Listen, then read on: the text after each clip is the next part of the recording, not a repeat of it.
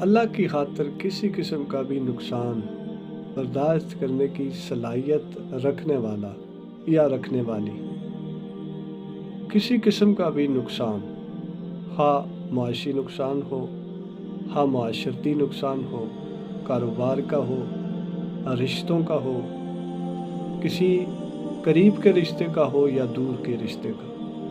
جو بھی چیز اللہ کی محبت کے درمیان حائل ہو یا رکاوٹ بنے یا اس واسطے اور اس تعلق کو کمزور کرنے کی کوشش کرے یا کمزور کرے، ایسے سارے تعلقات کو توڑنے والا یا توڑنے والی جب تک یہ قوت اپنے اندر پیدا نہیں کر لیتی یا نہیں کر لیتا، اور جب تک کوئی یہ فیصلہ نہ کر لے کہ میں نے اللہ کی خاطر ہر وہ نقصان برداشت کرنا ہے جو نقصان مجھے عزیز ہے، جو نقصان میرے لیے قابل احترام ہے، اور جس نقصان کو برداشت کرنا میری جرت نہیں لیکن میں نے پیدا کرنی ہے، جو بھی جب تک یہ فیصلہ نہیں کر لیتا یا نہیں کر لیتی تب تک وہ اپنے آپ کو ایمان کے ان درجات پر فائز ہونے سے معروم سمجھے جن درجات پر فائز ہونے کے بعد یا ایتھا النفس المطمئنہ ارجعی الی ربک راضیۃ مرضیہ فادخلی فی عبادی وادخلی فی جنتی۔ اللہ ان سے راضی ہو گیا اور وہ اللہ سے راضی ہو گئے، ان درجات میں سے وہ جو درجہ ہے جو رضا کا درجہ ہے اس تک نہیں پہنچ سکتا یا نہیں پہنچ سکتی۔ ناظرین، دعویٰ تو ہم کرتے ہیں کہ ہم اللہ سے محبت کرتے ہیں، ہم اللہ پر ایمان لائے، ہم اللہ کو مانتے ہیں۔ جب اللہ کو ماننے کے بعد اللہ کی ماننے کی باری آتی ہے تو پھر محبت کا عملاً اظہار یہ تقاضا ہو جاتا ہے ہم سے، ہم جو دعوے دار ہیں، میں ہوں، آپ ہیں، آپ اگر عورت ہیں بحیثیت عورت، آپ اگر مرد ہیں بحیثیت مرد، ہر لحاظ سے آپ کا یہ تقاضا، آپ پر یہ تقاضا پھر لازم ہو جاتا ہے کہ آپ اپنے عمل سے ثابت کریں۔ آپ دیکھیں کہ اس دنیا میں بے شمار لوگ آئے، بے شمار ہستیاں آئیں جنہوں نے اپنی زندگی گزاری، جس طرح بھی گزاری، لیکن کچھ کی زندگیاں نقش ہو گئیں قرآن میں، وہ باقاعدہ ثبت ہو گئیں، وہ لکھی گئیں، ان کے باقاعدہ تذکرے ہوئے، جیسا کہ حکیم لقمان۔ آپ دیکھیں کہ بے شمار حکیم آئے، بے شمار اچھی اچھی حکمتوں کے ساتھ آئے، لیکن حکیم لقمان کی جو نصیحت تھی اپنے بیٹے کو کہ اللہ کے ساتھ کسی کو شریک نہ ٹھہرائیے گا، وہ نصیحت بھی حتیٰ کہ قرآن میں نقش ہو گئی۔ کہنے کا مقصد یہ، اس کے علاوہ یہ تو حکیم لقمان وہ بہت نیچے کی بات آ جاتی ہے، اوپر آپ چلے جائیں تو بڑی بڑی ہستیاں آپ کو دیکھنے کو ملیں گی جن کے تاریخ میں واقعات نقشیں،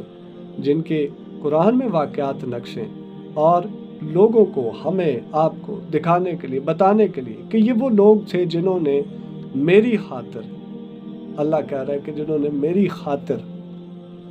ہر وہ نقصان برداشت کیا جو کوئی عام بندہ نہیں کر سکتا، جو کوئی عام دعوے دار نہیں کر سکتا، جو مجھے مانتا ہے، مجھ پر ایمان لاتا ہے، یوم آخرت کو مانتا ہے، یوم آخرت کے دن پر ایمان رکھتا ہے، حساب کے اس دن پر ایمان رکھتا ہے۔ جس دن آپ کے اندر وہ قوت، وہ جسارت، وہ ہمت پیدا ہو گئی کہ آپ بڑے سے بڑے رشتے کو اللہ کی خاطر چھوڑنے کی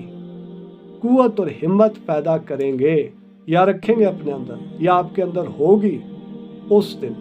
آپ کامل ایمان کے درجے پر فائز ہو جائیں گے۔ علاوہ ازیں صرف دعوے ہیں، صرف لفظی باتیں ہیں، لفظوں کا ہیر پھیر ہے، قبول کر لیا، اللہ کو مان لیا، اللہ پر ایمان لے آئے، اللہ ہے، وحدہ لا شریک ہے، اس کا کوئی شریک نہیں، وہ کیسے؟ ذات میں، صفات میں، معاملات میں، ہر لحاظ سے۔ جہاں ہم اس کا شریک کر لیں ہر اس نقصان کو بھی، وہ کاروبار جو آپ کو غافل کر دے اللہ کی بارگاہ میں سر بسجود ہونے سے، اللہ کا حکم ماننے سے، وہ کاروبار حائل ہے، نقصان کر بیٹھے، چھوڑ دے اس کو۔ بیوی، اور قرآن میں تو نقشہ کھینچا کہ جب وہ بھاگیں گے اس سے وہ جن کے ساتھ رہا کرتے تھے، غالباً سورہ کاف میں، یا اللہ کمی بیشی معاف کرے، لیکن قرآن میں یہ باقاعدہ ایک نقشہ کھینچا گیا کہ وہ جو ان کے ساتھ، وہ جو ساتھ رہتی تھی، وہ جن کے ساتھ رہتے تھے، تو کہنے کا پھر وہ قریب کے رشتے، ان کا تذکرہ ہوا۔ تو ناظرین، آپ اپنے آپ پر غور کریں، کون سا ایسا رشتہ جو اللہ اور آپ کے درمیان حائل ہوتا ہے آپ کو غافل کرنے؟ کون سی ایسی عادت جو اللہ اور آپ کے درمیان حائل ہو جاتی ہے غافل کرنے؟ کون سا ایسا کاروبار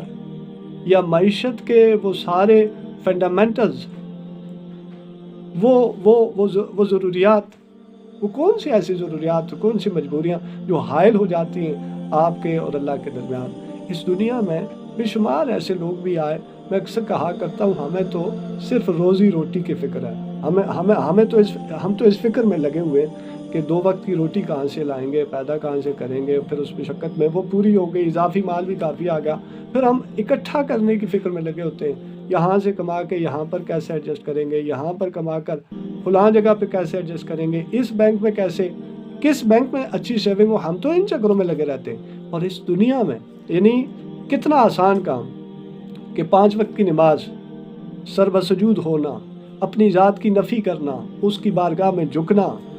اپنی ذات کی نفی کرنا، اپنی انا کی نفی کرنا اس کی بارگاہ میں، ہم تو اس سے معروم ہو گئے نا۔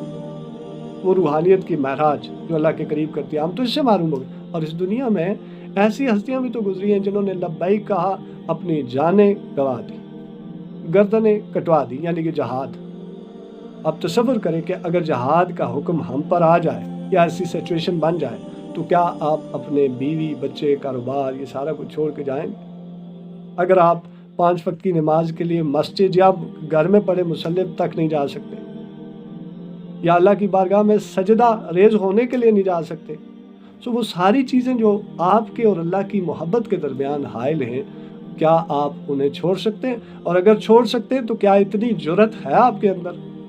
کہ آپ وہ نقصان برداشت کر سکیں؟ غور کیجئے، آپ بھی غور کیجئے، میں بھی غور و فکر میں لگا ہوں، آپ بھی اپنی اصلاح کیجئے، میں بھی اپنی اصلاح میں لگا ہوں، آپ بھی اپنی محبت کو اللہ کے لیے پاکیزہ کیجئے، اور میں بھی اس محبت کو پاکیزہ کرنے میں لگا ہوں۔ اللہ پاک ہمیں